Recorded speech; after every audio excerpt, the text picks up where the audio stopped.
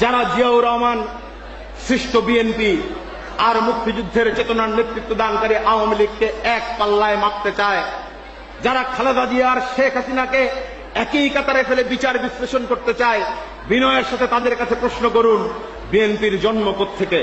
BNP নামের রাজনৈতিক দল, রাজনৈতিক আদর্শ কোন আদর্শের উপর ভিত্তি করে এই বাংলাদেশে গড়ে উঠেছে?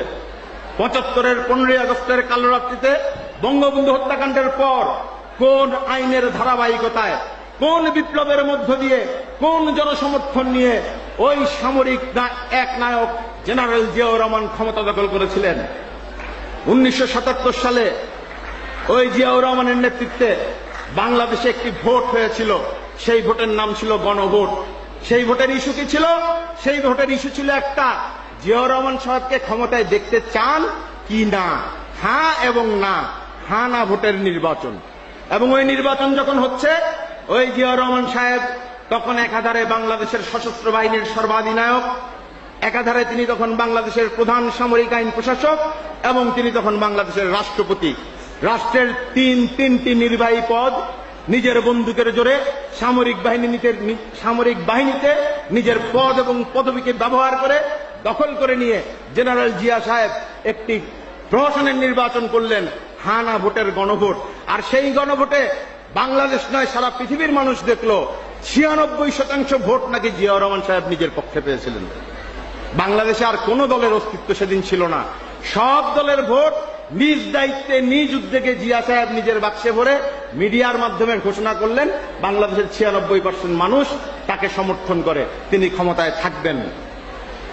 এই গণতন্ত্র বাংলার মানুষ দেখেছে। আজকে টক শোতে বসে যেই বড় বড় সুশীলরা অনেক সুন্দর সুন্দর গণতন্ত্রের সবক আমাদের দিতে চান, গণতন্ত্রের অ আ ক খ আমাদেরকে শেখাতে চান, তাদের কাছে বিনয়ের সাথে প্রশ্ন করি, গণতন্ত্র হত্যার সেই কলঙ্কিত সময়ে আপনারা কোথায় ছিলেন? সেই দুঃসময়ে জাতির জনকের কন্যা জননেত্রী শেখ হাসিনাকে তো আপনারা দেশে পর্যন্ত ফিরে আসতে দেন নাই। প্রবাসে রাজনৈতিক আশ্রয়ে অত্যন্ত কষ্টকর জীবন তাকে কাটাতে হয়েছে। ৭৯ সালে জিয়াউর রহমান সাহেবের নেতৃত্বে আপনারা সংসদ নির্বাচন করলেন।